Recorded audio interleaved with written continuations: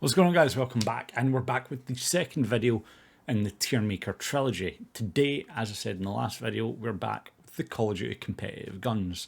This time it's from COD 4 all the way up to Modern Warfare Remastered. So Modern Warfare to Modern Warfare. Unfortunately, no Cold War, but it is what it is.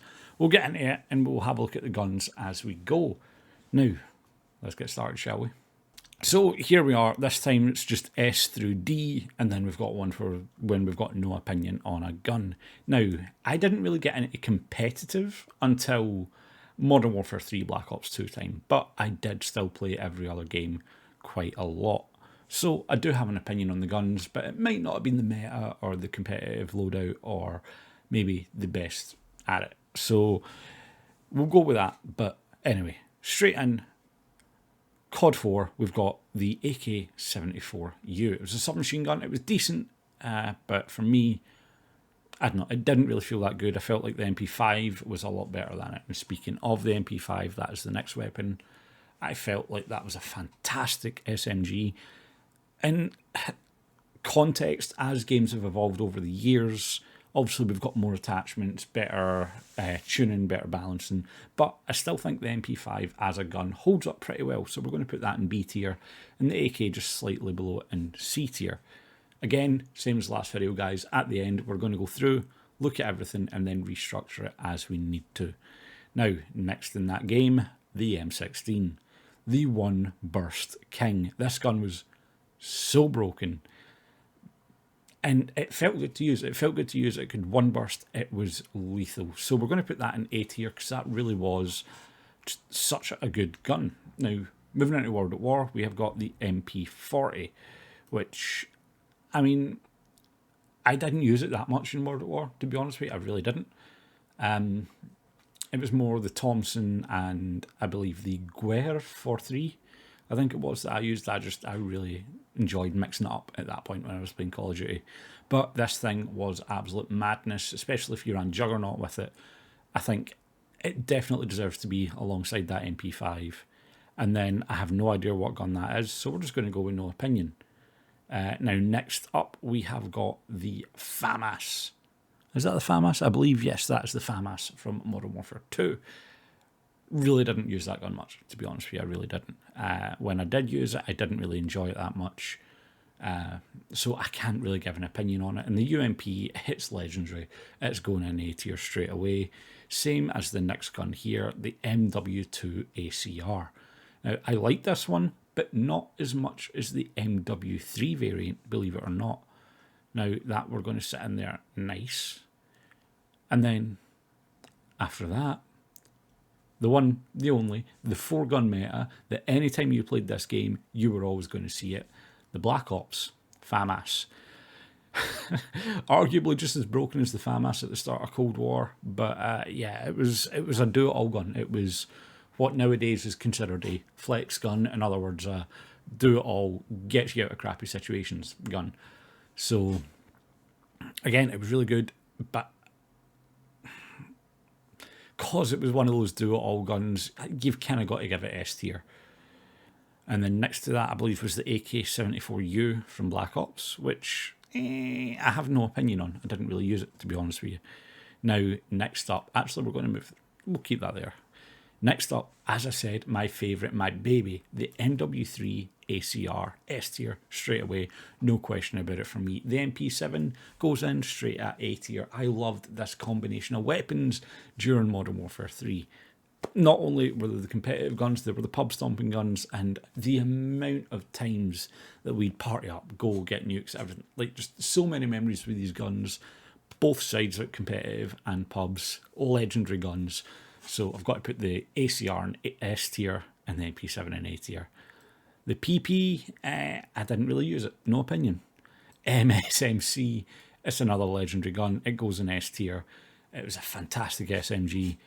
And I think this is where, obviously, Call of Duty competitive interest really started peaking and really started taking off. So we've kind of got to almost grandfather that into the S tier legacy.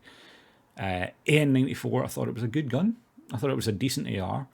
That hyperburst feature, the first 2 bullets shot a lot quicker than the rest. Made it pretty lethal, especially if you could abuse that. But it kind of just faded away into obscurity. It wasn't really that good. So we're going to drop that into C tier. And then the M8. M8, I believe it wasn't the XM8 yet. I think this was the M8. Again, really good AR. It was so fun to use. It was balanced. It done well. I'm going to put that in B tier. I don't think it was the best in the game, but I don't think it was the worst in the game. So we're going to put it in B tier. And then I have got no idea what this is. I think this is the FAL, maybe? I'm going to guess that's the FAL. The FAL was absolutely broken with Select Fire. After Select Fire, it was garbage. So we're going to put that in D tier, because like when a gun's just nerfed into obscurity, like if they'd left it with Select Fire all year, A tier. Without it, D tier. So we're going to go there. Remington from Ghosts. It was decent. It wasn't the best, but it still sits probably at the bottom of the list of the guns that I'd have picked. MTAR, same, and the Vector, I'd probably put it C tier. It was overpowered. It was another do-it-all gun, but I just really didn't enjoy it. I think it was boring. I think it was super stale, and just not for me. I'd put it on tier maybe with the H-bar. But first and foremost, the ASM-1 from AW. Again, a really fun gun, especially combined with the movement in this game. It actually made for a really fun gun to use, especially if you were the running gun type. It obviously done a lot of work in competitive. You saw it in the hands of people like Scump, Zuma, Attach, and they would pop off with it. ASM-1, very fun gun, especially if you got those variants, which were very fun. But the HBR, Nade Shot, D tier, boom. ISO, it was an online gun. Everyone hated it. Everyone used it online. Then it kind of got GA. This is where GA's kind of started coming through a little bit more. People agreed not to use it. It was an online gun. It really wasn't that good. BAL, iconic. It's got to go B tier as well. Now, this is where we start getting fun. Okay, this is where it starts getting really fun. We've got the VMP for me. Iconic gun, A tier. The M8 and Black Ops 3, not as fun. Probably put that in C tier. Man of War, C tier. I'm not even sure what these guns are. Are these... What game are these from? What game are these from?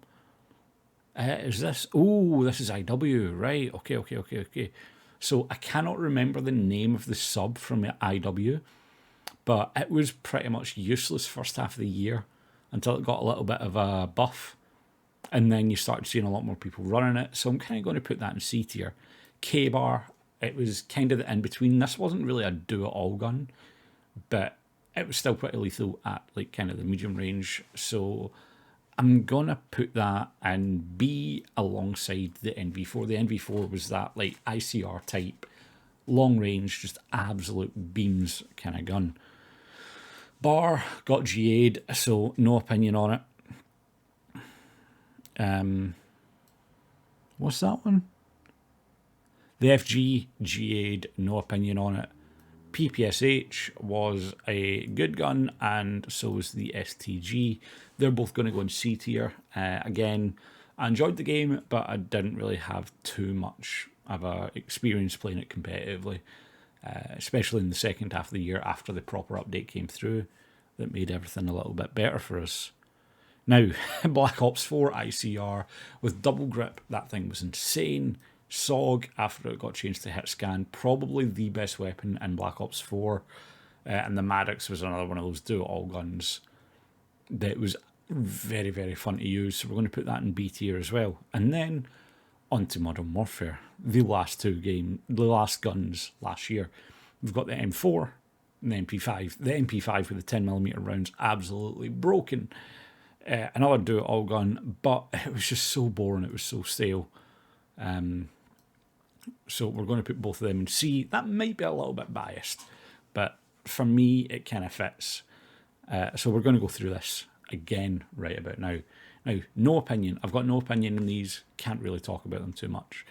The FAL is on a level with the Remington and the MTAR.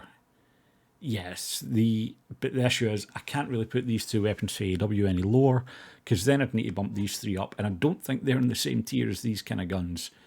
The AK-74 for COD 4, I'd actually probably bring down. It doesn't really fall in line with some of these iconic weapons. So I'm going to need to bring that down a tier. The AN Vector, M8 Man of War, IW Sub, PPSH, STG, MP5, and the M4. Now I'm actually going to bump the M4 up. I found the M4 really fun to use on terms with like the Maddox, the ICR, the NV4 and the K-Bar as well. Bow. B tier I'd say is pretty set. I wouldn't say there's any guns in there that were on a level of the A tier weapons. A tier I'd say is pretty much set in stone as well. I wouldn't really put any of them in S tier. And S tier I'd say is probably pretty set as well. So I think we're done with that one. That one's a pretty quick video. The guns we went through actually decently quick. So again, same as last time, guys. If you guys have a different opinion, if you think I am wrong, if you want to let me know how, let me know in the comments down below. Give me your ideas for where you'd move guns about. If you are new around here, don't forget to click that big red subscribe button. We are, as of recording this, 11 subscribers off of 250, and we're really trying to make the push to hit that. So if you could hit that subscription button, it would be appreciated. Thank you very much, guys. But if you have enjoyed it, leave a like, and I'll see you guys in the next one where we rate the games overall as a whole. So look out for that one, and I'll see you all then. Bye, guys.